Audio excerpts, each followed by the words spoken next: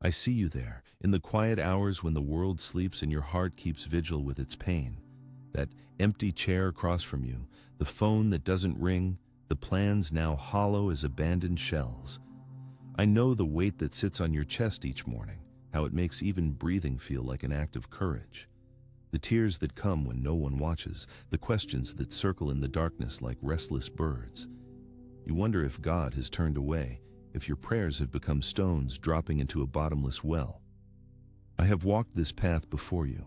I have felt my knees buckle beneath the weight of loss, have tasted the salt of endless tears, have questioned if light would ever return to my sky. But I discovered something in that darkness that I now bring to you, a flame that burns even in the storm. I remember the night I lost everything I thought defined me. My possessions, my status, my closest relationships, all swept away like dust in the desert wind. I lay on the floor of my empty home in Kenya, my cheek against the cold tiles, wondering if I had been abandoned by the divine. The silence was so absolute it seemed to have a weight of its own, pressing down on my shoulders, filling my ears with nothing but the sound of my own ragged breathing. I closed my eyes and waited for some sign, some voice, some comfort to break through the wall of my suffering. Nothing came, or so I thought.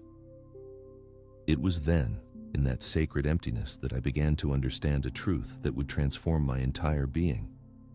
The wound that tears open your life is not a punishment, it is a doorway. God does not turn away when you suffer. He draws closer than your own breath.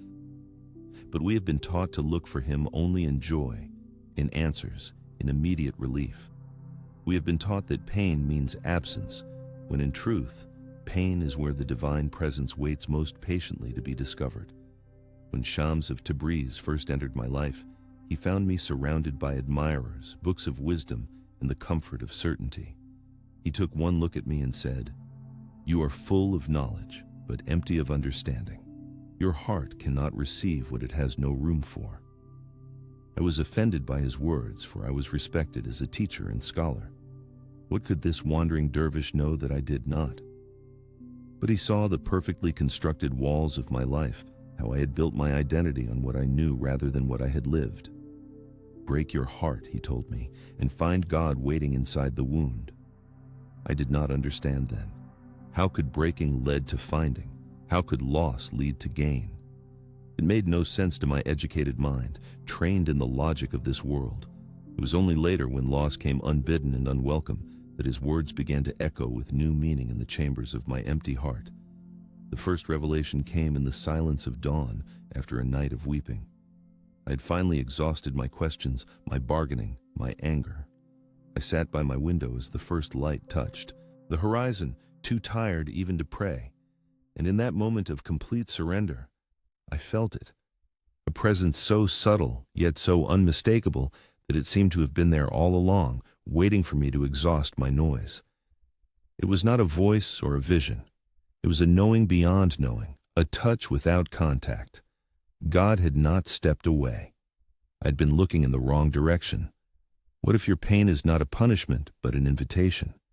What if the very emptiness you feel is making space for a greater fullness? Consider the etude that makes beautiful music. It is the hollowness within that allows it to resonate. Without emptiness, there is no song. Without darkness, stars cannot be seen. Without the wound, the light cannot enter. I began to sit each morning in conscious silence, no longer begging for the pain to end, but allowing it to teach me. I placed my hand on my heart and breathed into the tender places where loss had carved new spaces. "I am here," I would whisper to the divine, "and I know you are here too, even if I cannot feel you yet." This simple practice became my anchor, not because it immediately dissolved my suffering, but because it helped me to stop struggling against it. The wound remained, but it began to feel sacred rather than shameful. When your tears fall, collect them as offerings rather than signs of weakness. When memories flood your mind like a storm, do not try to build walls against them. Instead, ask what they have come to show you. The prophet said, "God is with the brokenhearted, not just nearby or watching from a distance, but inside the very breaking." This is a mystery the mind struggles to accept, but the soul recognizes as truth. I know you long for answers, for the why of your suffering. You search for meaning in the chaos, for some purpose to make the pain bearable. But seeking answers too quickly can become another way to escape the transformative power of the wound itself. Instead of asking, "Why is this happening to me?" try asking, "What is this teaching me? How is this breaking creating new space within me? What can grow here that could not have grown before?" Each morning, I invite you to this practice. Sit in silence for just 7 minutes. Place your hand on your heart, breathe deeply and say, "This pain is not my enemy. It is my teacher." God is not absent. God is waiting to be discovered in a new way. Then listen, not for dramatic answers, but for the subtle shift that comes when the soul begins to recognize a presence that has been there all along. Remember this truth that contradicts all worldly wisdom. Wholeness is not the absence of brokenness, but the integration of it. The Japanese practice of kintsugi repairs broken pottery with gold, creating something more beautiful than before. Your broken places are where the divine light can now shine through you in ways it never could when you were whole in a more limited way. In your deepest wounds, a holy alchemy is possible. Not erasure, but transformation. Not forgetting, but finding. The path forward is not around your pain, but through it, with the divine as your most intimate companion. Your heart is being reshaped, not abandoned. Your faith is being deepened, not tested. The silence is not absence. It is a different quality of presence, asking for a different quality of attention. You are being hollowed out for a greater fullness. You are being emptied to be filled anew. This is not punishment. This is preparation. The flame that will guide you is already lit within your darkest night. Turn toward it with the courage to remain present even when presence hurts. God has not forgotten your address. God has moved in more deeply than ever before. I once stood amidst the ashes of all I thought I was. My reputation, my certainty, my community, all turned to dust when Shams disappeared from my life. For days I wandered the streets of Kanya like a madman, my scholarly robe soiled, my eyes wild with grief. People who had once sought my wisdom now crossed to the other side of the street. I had lost not just my beloved friend, but my sense of direction, my purpose, my very identity. I know this place of total collapse. Perhaps you stand there now, after the business failed, after the relationship ended, after the addiction won another round, after the diagnosis came, after the money ran out. The ground beneath your feet has dissolved, and you wonder if you will ever find solid footing again. I want to tell you something that may sound strange at first. This complete breaking is a blessing. Not because suffering itself is good, but because only in this place of total surrender can a new foundation be built. When everything external is stripped away, you finally discover what remains. And what remains is the essence of who you truly are. Not your achievements, not your possessions, not your relationships, but that eternal spark that cannot be extinguished by any worldly storm. I know you carry the weight of what has been lost. I can see it in the heaviness of your steps, the darkness under your eyes, the way your shoulders curve inward as if protecting a wound. I want to ask you a question, and I ask you to be honest with me and yourself.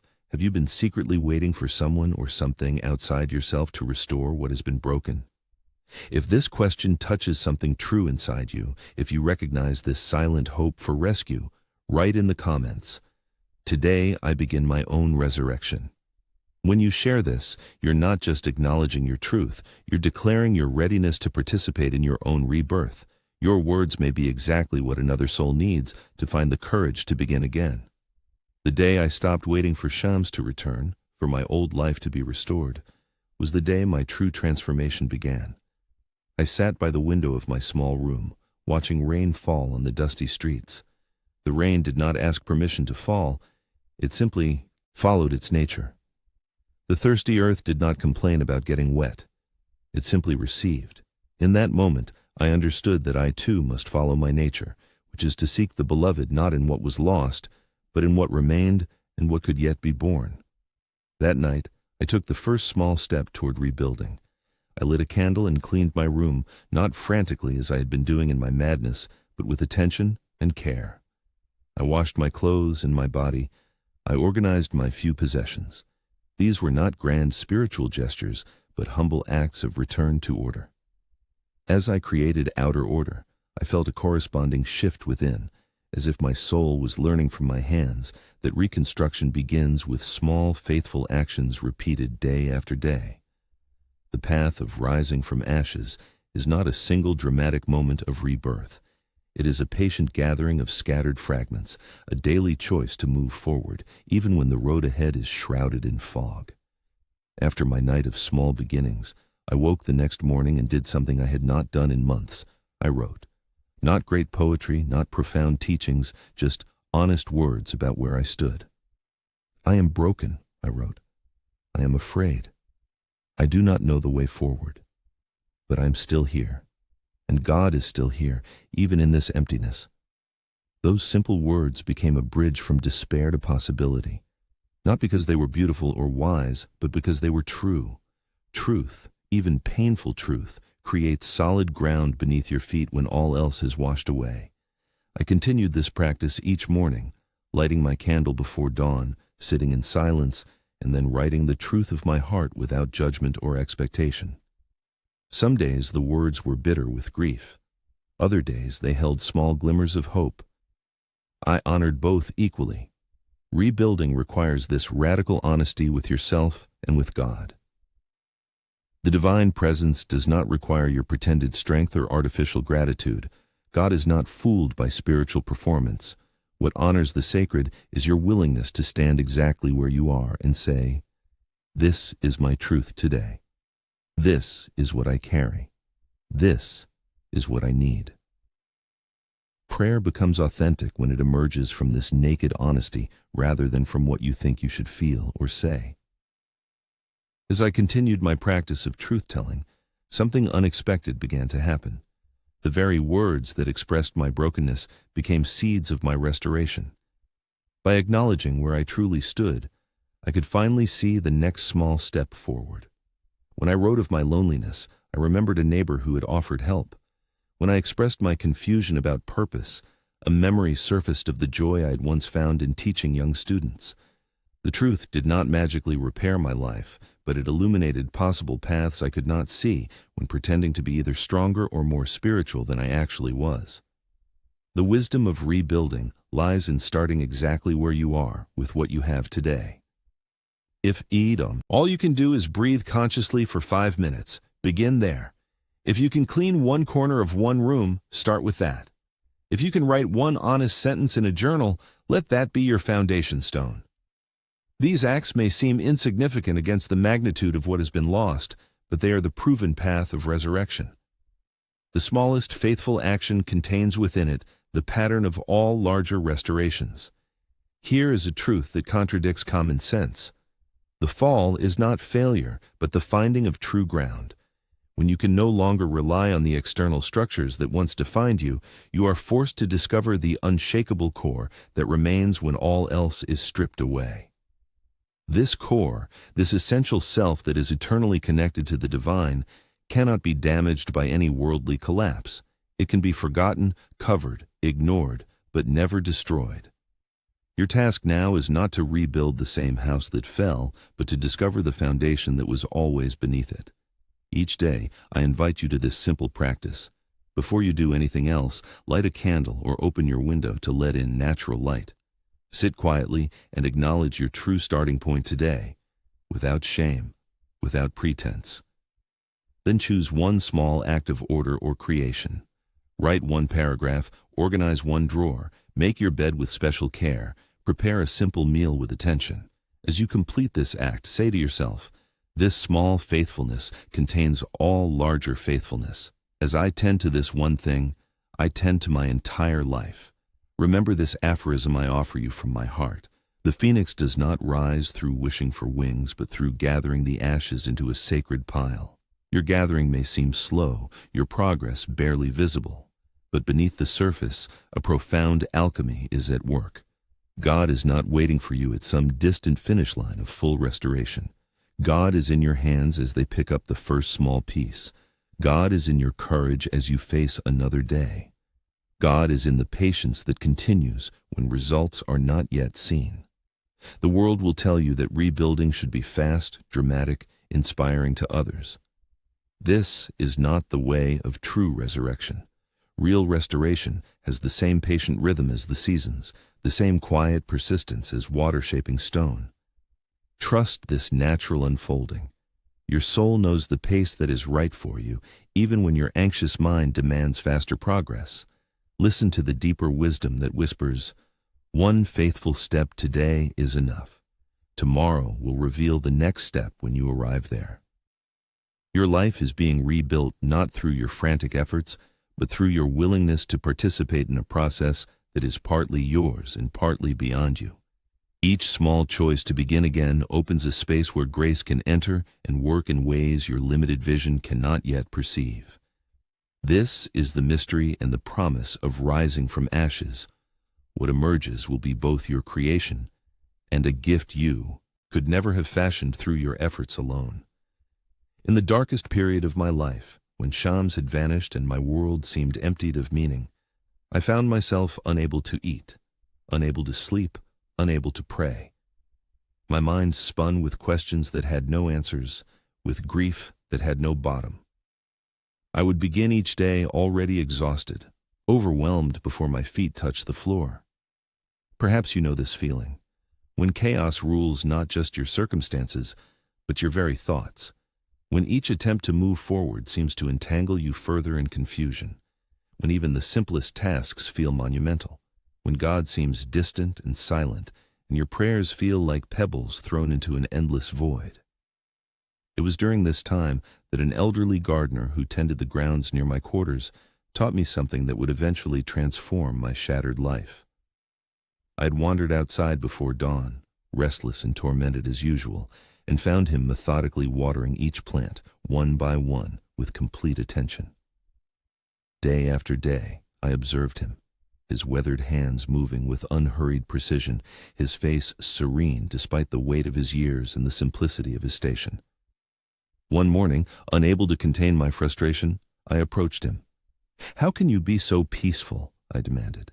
"How can you find satisfaction in such mundane work when the world is so full of suffering, when God seems to have abandoned us to our pain?" He looked at me, not with offense but with compassion in his eyes. Instead of answering directly, he handed me his watering can. "Water these roses," he said simply. "Each one completely before moving to the next. Nothing more."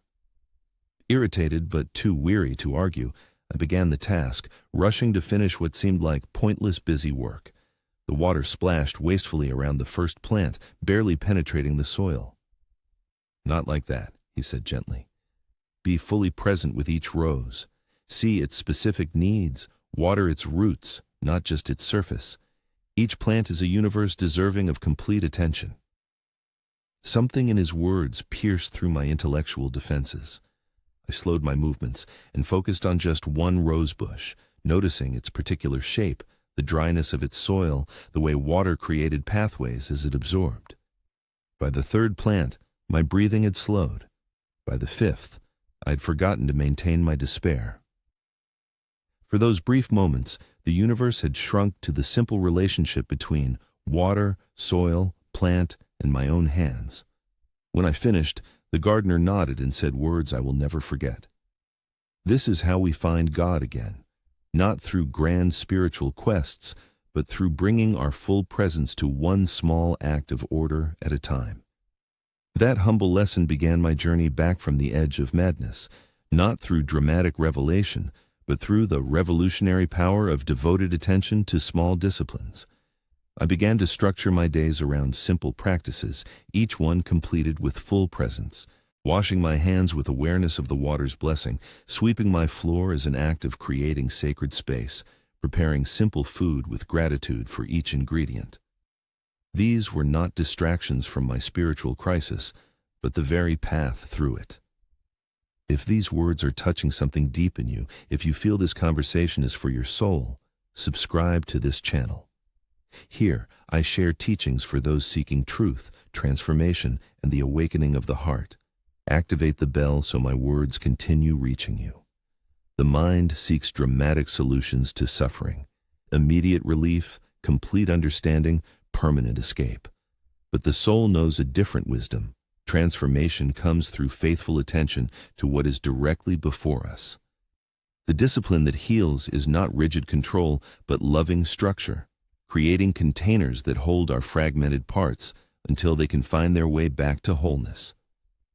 This is not the harsh discipline of punishment, but the nurturing discipline of the gardener, who knows that growth requires both structure and freedom. Each morning after my encounter with the gardener, I began to build a simple framework for my days, not waiting until I felt better or had more clarity. I started with just 3 commitments.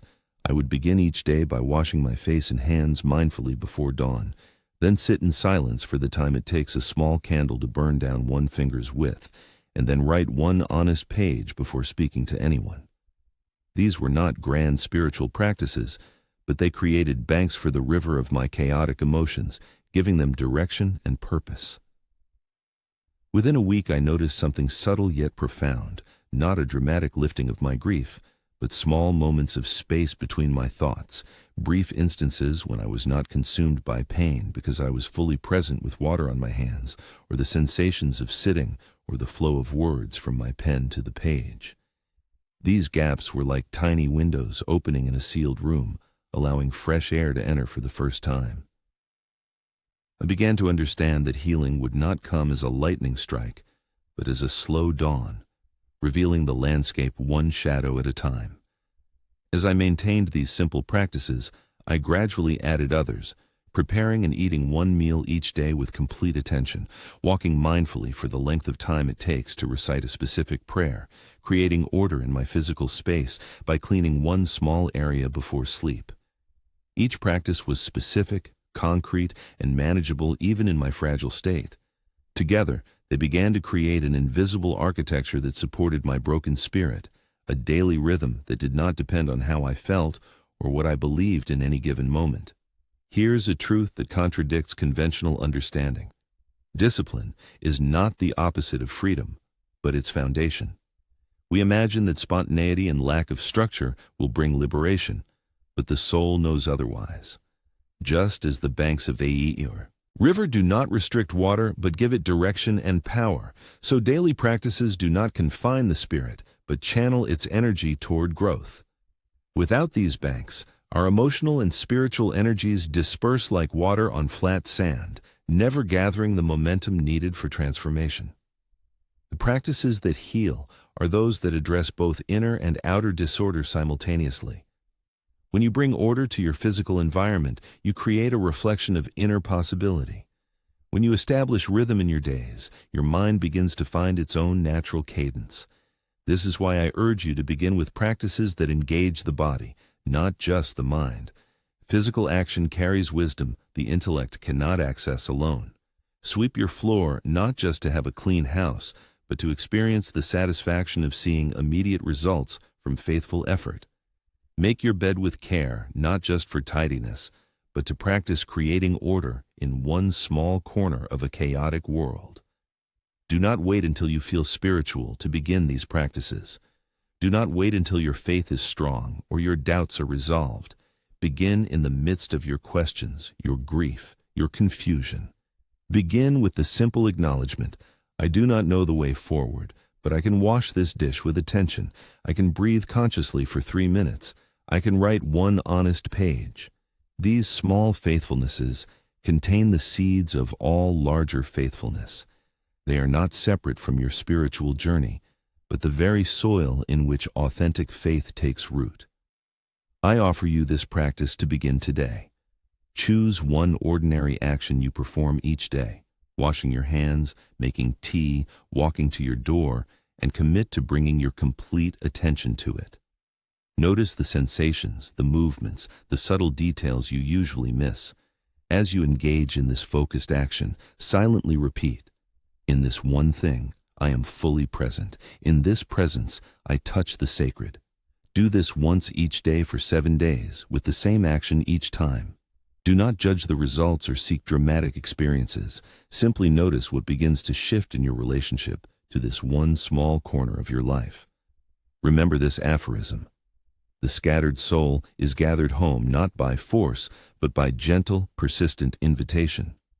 Your practices are these invitations, calling the fragments of your attention back from the winds of distraction and anxiety. Each time you show up for your commitment, whether it is 5 minutes of silence, 1 page of writing, or mindful preparation of a meal, you strengthen the subtle thread that connects your daily actions to your deepest values.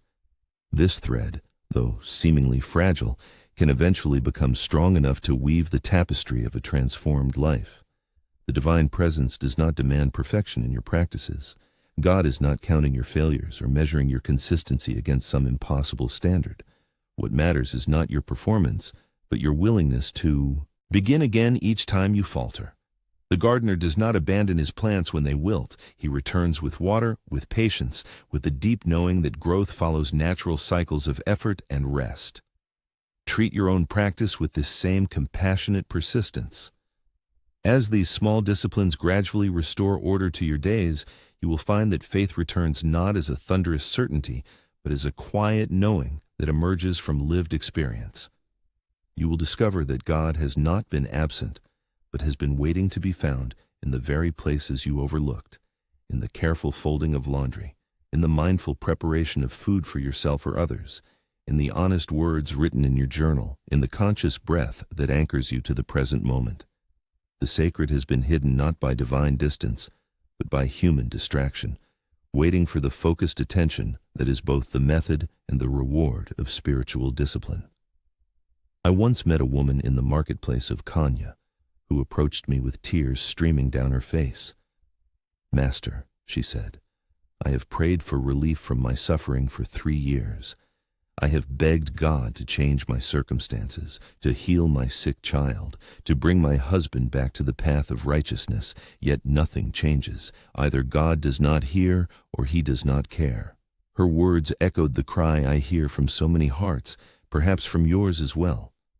We have been taught to measure God's presence by how quickly our circumstances transform, by how dramatically our prayers are answered. But what if we have misunderstood the very nature of divine response?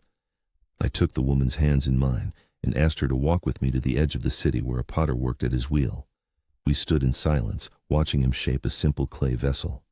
3 times he collapsed the clay completely and began again, his hands wet, patient, persistent. "Do you see how he works?" I asked her.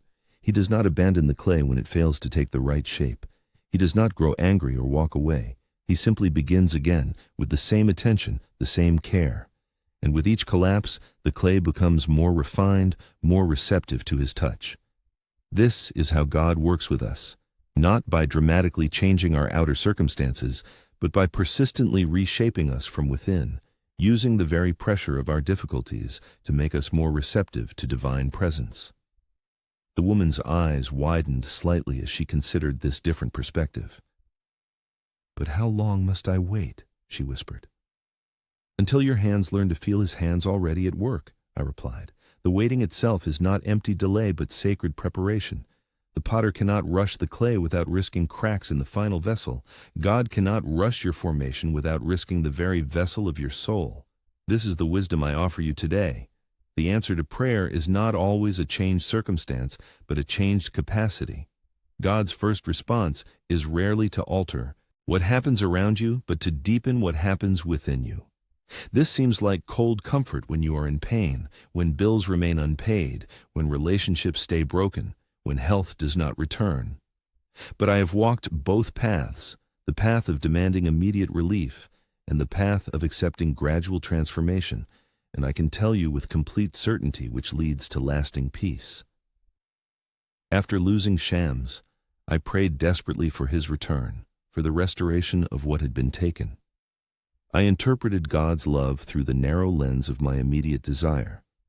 When my circumstances did not change, I questioned divine compassion. It was only when I exhausted myself with demanding that I discovered the other path, the path of receiving what was being offered rather than insisting on what I thought I needed.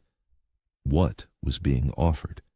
A deeper capacity to love without possession, a stronger ability to find joy in what remains rather than fixating on what is lost, a more refined awareness of God's presence in silence as well as in speech. These gifts did not come in a single dramatic moment, but through 1,000 small surrenders, 1,000 times of choosing to trust the potter's hands, even when I could not understand the vessel being formed. Each morning, I began to approach my prayer, not as a list of requests, but as an opportunity to align myself with what was already in motion. I would place my hands palm up on my knees, physically embodying receptivity, and say simply, "I open myself to your work today, even if it comes in forms I would not choose." This subtle shift from demanding to receiving gradually transformed my relationship with both my circumstances and with the divine. I invite you to try this practice for 7 days. Before bringing your request to God, sit for 3 minutes with your hands open on your lap. Breathe deeply and say, "Before I ask for what I think I need, I open myself to what you know I need. Before I seek change around me, I welcome change within me." Then maintain this receptive posture as you express your honest desires and concerns. Notice how this small practice begins to shift your attention from the answer you want to the formation that is already underway. Here is a truth that contradicts conventional wisdom. Waiting is not wasted time, but the very soil in which faith grows its deepest roots. We live in a world that worships immediate results, instant transformation, overnight success. But the soul operates on a different timeline. Just as a tree that grows too quickly develops shallow roots that cannot withstand the storm, so faith that demands immediate proof develops a fragility that cannot endure life's inevitable challenges. The mystic Ibn Arabi told a story of a disciple who complained to his teacher about the slowness of his spiritual progress. The teacher took him to a newly planted field and asked, "If I commanded these seeds to become full-grown wheat tonight, would that be a blessing or a curse?" The disciple understood that premature manifestation would yield grain too weak to nourish anyone. So it is with the seeds of transformation planted in your life through prayer and practice. Their timing is not arbitrary delay, but sacred rhythm. This does not mean you should stop asking for what you need or cease working toward positive change in your circumstances. Prayer that expresses authentic need is never wasted. Action that addresses real problems is never futile. But beneath both prayer and action, cultivate this deeper orientation. Even as I work for outer change, I remain open to inner transformation. Even as I ask for specific outcomes, I trust the wisdom that knows what I truly need. I offer you this aphorism to carry through difficult days. The rain that sustains life falls in its own season, not when the flower demands it.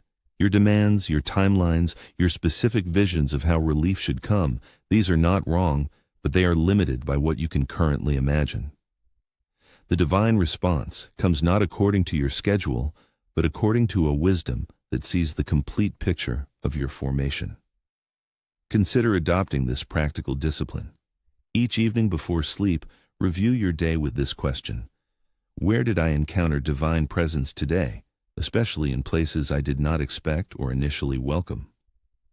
Write down at least one instance, however subtle, perhaps a moment of unexpected calm in the midst of stress, a small kindness from a stranger, a brief glimpse of beauty in ordinary surroundings, a flash of insight during a challenging conversation. This practice gradually trains your perception to recognize divine movement in all circumstances, not just in obvious answers to prayer. The most profound shift in my own journey came when I stopped seeing God primarily as a problem solver and began experiencing God as a constant companion, present not just in resolution, but in the very midst of the unresolved. This is not resignation to suffering, but recognition that the divine walks with us through the valley, rather than simply removing the valley from our path. The psalmist did not write, "He removes the valley of the shadow of death," but, "Though I walk through the valley of the shadow of death, I will fear no evil, for you are with me."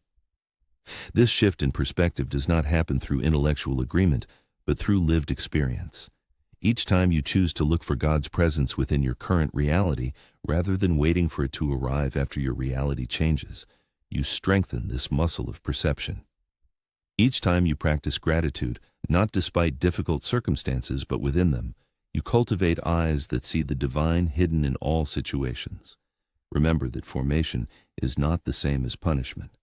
The potter does not reshape the clay to cause it pain, but to prepare it for its highest purpose. The divine work happening within you, especially through circumstances you would not choose, is not punishment for past failure, but preparation for future fulfillment. The very resistance you feel to unwanted circumstances is part of the strengthening process, developing spiritual muscles that could not be formed in comfort alone. There was a season after I had practiced these daily disciplines for many months when I began to notice subtle changes, not dramatic revelations, but quiet alterations in how I moved through the world. One morning, I realized I had slept through the night without waking in anguish. Another day, I found myself humming softly while preparing a simple meal, a small joy that had once been commonplace but had vanished during my darkest time. Later that week, a difficult conversation that would have once sent me spiraling into despair was met with unexpected steadiness. These were not miracles by the world's definition, but to me, they were sacred evidence of a gradual transformation taking place beneath the surface of my awareness. Many seekers abandon their practices too soon because they are looking for dramatic signs, the parting of the Red Sea, the voice from the burning bush, the sudden resolution of all problems. But transformation rarely announces itself with trumpets and lightning. More often, it arrives like dawn, impossible to pinpoint the exact moment when night becomes day, yet undeniable in its cumulative effect. The light increases so gradually that you may not notice until you suddenly realize you can see what was once hidden in darkness. I remember walking through the marketplace months after beginning my simple practices when a merchant who knew me well stopped me. "There is a different quality to your presence," he said. "Your eyes see differently now." I had not noticed this change myself, but his words helped me recognize what had been slowly emerging. My circumstances had not dramatically improved. I still lived simply, still grieved losses, still faced daily challenges. But something in my relationship to these circumstances had fundamentally shifted. I was no longer defined by them or consumed by them. I had developed what I can only call a wider perspective, as if I could simultaneously experience my immediate situation and view it from a more spacious vantage point. This wider seeing is the first reliable sign of inner transformation. You begin to notice that while part of you still responds to difficulty with familiar emotions, fear, anger, grief, anxiety, another part observes these reactions without being completely identified with them. There develops a small but significant gap between the experience and your consciousness of the experience. In this gap lives a new freedom, a new possibility for choice rather than automatic reaction. This is not detachment in the sense of not caring. It is the beginning of true wisdom, the capacity to feel deeply while not being tyrannized by feeling. Another subtle sign arrives in your relationship with time. When suffering is intense, time becomes an enemy. Nights stretch endlessly. The future appears as a threatening void. The past haunts with what has been lost. As transformation takes root, you begin to make peace with time. You find yourself more capable of being fully present in the moment without frantically escaping to the future or retreating to the past. You discover that your nervous system has learned a new response, the capacity to rest in now rather than constantly reaching for then. I experienced this shift during a simple activity, washing my robes in the stream near my dwelling. For months after losing Shams, such mundane tasks had been performed mechanically, my mind always elsewhere, rehearsing arguments with fate, imagining different outcomes, nursing grievances. But on this particular day, I suddenly realized I was completely present with the movement of cloth in water, the play of sunlight on ripples, the sensation of coolness on my hands. Not because I was trying to be spiritual, but because my nervous system had finally learned, through hundreds of small practices, that it was safe to be here now. Perhaps the most important sign of true transformation is a changing relationship with difficulty itself. Early in the spiritual journey, we tend to divide experiences into categories: good or bad, comfortable or uncomfortable, spiritual or unspiritual. We embrace the former and resist the latter. As transformation deepens, these rigid categories begin to soften. You discover that growth often comes disguised as difficulty, that divine presence can be found in discomfort as well as in ease. This does not mean you seek suffering or deny its reality, but that you stop seeing it as evidence of spiritual failure or divine abandonment. I knew this shift had occurred in me when I faced another significant loss, the death of a dear friend and student. The grief was real and deep, but it was not accompanied by the existential despair that had once been my companion in loss. I could simultaneously experience the pain and recognize it as part of the fullness of human experience held within a larger context of meaning. My practices had not made me immune to suffering, but they had given me a different relationship with it, one that allowed me to remain open rather than contracting in protection, one that trusted the broader pattern even when I could not see it clearly. Look for these subtle signs in your own life as you maintain your practices. Notice when you find yourself responding differently to familiar triggers. Pay attention when activities that once required great effort begin to flow more naturally. Acknowledge moments of unexpected peace that arrive not because circumstances have improved, but because something has shifted in your inner landscape. These are the true markers of transformation, more reliable than dramatic experiences that flare brightly but often fade quickly. The paradox of transformation is this: we cannot make it happen through force of will, yet it requires our consistent participation. It is both grace and practice, both gift and effort. The practices themselves do not create the change. They simply prepare the conditions where transformation can take root. Like the farmer who cannot make the seed grow but can provide fertile soil, regular water, and protection from harsh elements, you cannot force your soul's evolution, but you can create the optimal conditions for its natural unfolding. I offer you this aphorism: the leaf does not push itself from the branch. It is summoned by light, yet must release its own grip. Your transformation follows this same natural wisdom. You are drawn forward by divine invitation, yet must participate through continual small surrenders, continual small faithfulnesses that signal your willingness to grow beyond current limitations. Each day, I invite you to this simple practice. Take 3 minutes to acknowledge one subtle sign of growth you might otherwise overlook. Perhaps you responded with patience where you would once have reacted with irritation. Perhaps you found yourself naturally drawn to silence instead of noise. Perhaps you noticed beauty in a place you would once have passed without seeing. Write this small sign in a journal, completing this sentence: today I recognize growth in. This practice trains your attention to perceive the gradual miracle of your own transformation rather than dismissing it, because it does not match your expectations of how change should look. Remember that authentic transformation is rarely linear. It does not progress in a straight line of consistent improvement. More often, it spirals. You revisit familiar challenges, but from a slightly different level of awareness each time. What feels like moving backward may actually be the necessary preparation for a significant leap forward. Trust this natural rhythm rather than imposing artificial expectations of constant progress. The tide must go out before it can come in again with greater force. As your transformation deepens, you will likely find that your desires themselves begin to change. Ambitions that once seemed essential may lose their urgency. Pleasures that once captivated may hold less appeal. Simultaneously, you may discover new joy in simple experiences you once overlooked: the taste of fresh water, the quality of morning light, the gift of genuine connection. This shifting of desires is not something you need to force or fake. It happens organically as your practices align you more closely with your authentic nature, with what truly nourishes rather than merely distracts. I experienced this transformation of desire during a period when many students were seeking my teachings, offering gifts, requesting my presence in their homes. In my younger years, such attention would have fed my pride, my need for validation. But I found these external markers of success holding less and less importance, while simple experiences, the quiet hours of dawn, conversations with sincere seekers, the rhythm of walking meditation, provided a fulfillment that no public recognition could match.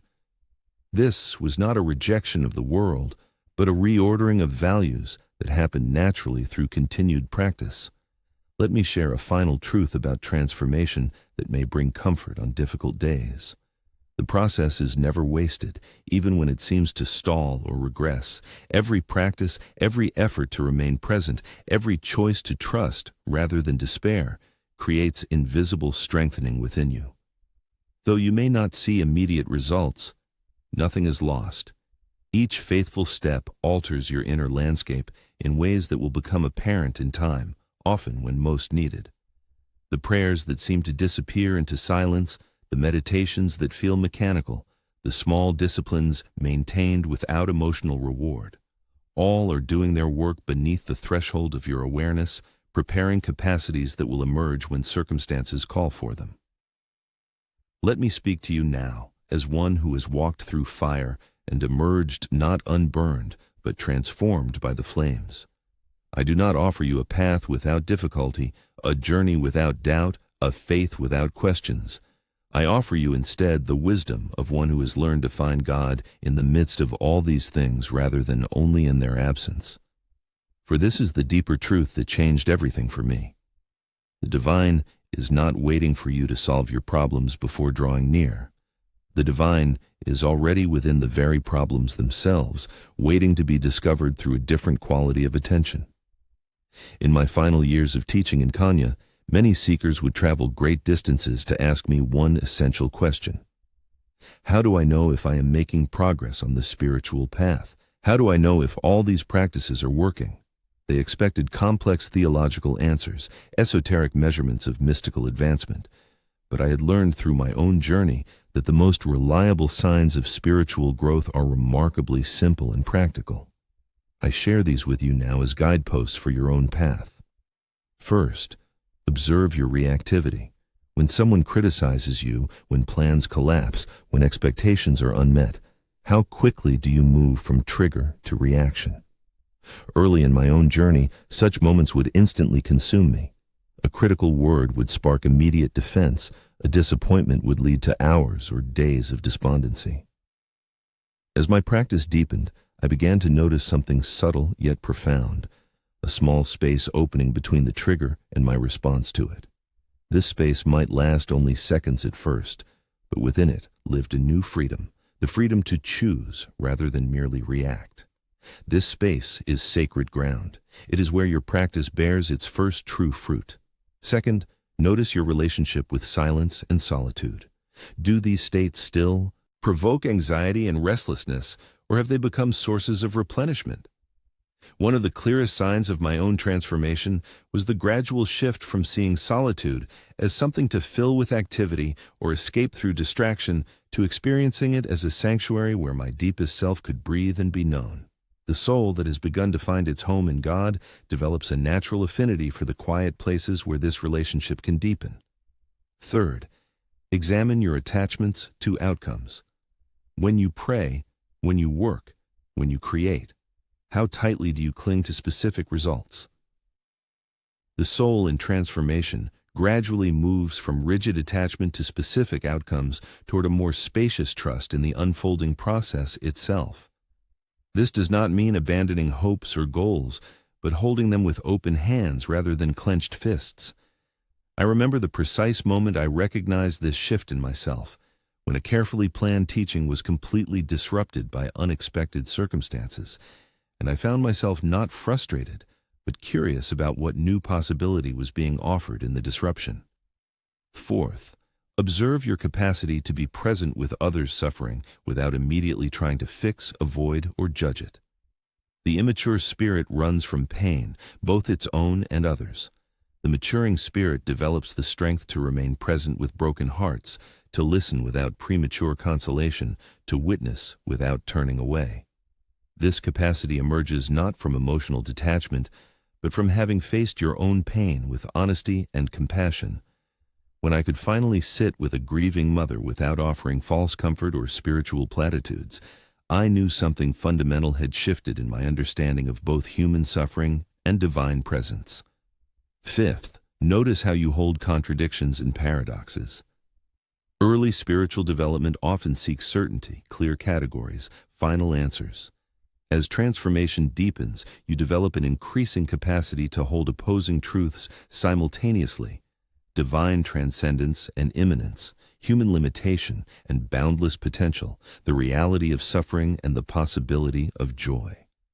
This more nuanced relationship with truth is not intellectual sophistication, but the natural fruit of a practice that has moved beyond the mind's need for absolute certainty into the heart's capacity for living relationship with mystery. These 5 markers became my own compass when the path grew foggy or when doubt visited, as it inevitably does for anyone on a genuine spiritual journey.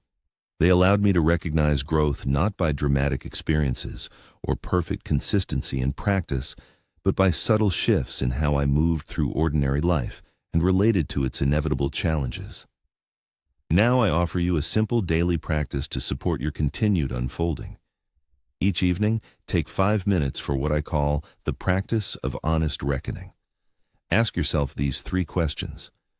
Where today did I create more space between trigger and reaction? Where today did I stay present with difficulty rather than escaping or fighting against it? Where today did I experience connection with the divine, however subtle? Write your answers without judgment or elaboration, simply noting the truth of your experience. This humble practice keeps your attention focused on the actual terrain of transformation, rather than on abstract ideals or discouraging self-criticism. Remember this aphorism as you continue your journey. The soul ripens not by forcing the fruit, but by tending the roots. So much of our spiritual frustration comes from focusing on visible results while neglecting the invisible foundations that make those results possible. The fruits of transformation, peace that transcends circumstances, love that extends beyond preference, wisdom that encompasses paradox, cannot be directly produced by will or technique. They emerge naturally when the roots of practice have been consistently nourished with attention and intention. My final counsel is this: trust the process even when you cannot see its progress.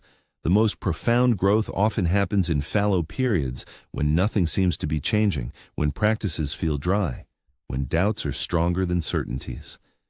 During my years of deepest transformation, there were long stretches where I felt I was merely going through motions, where meditation seemed mechanical, where prayer felt like speaking into an abyss.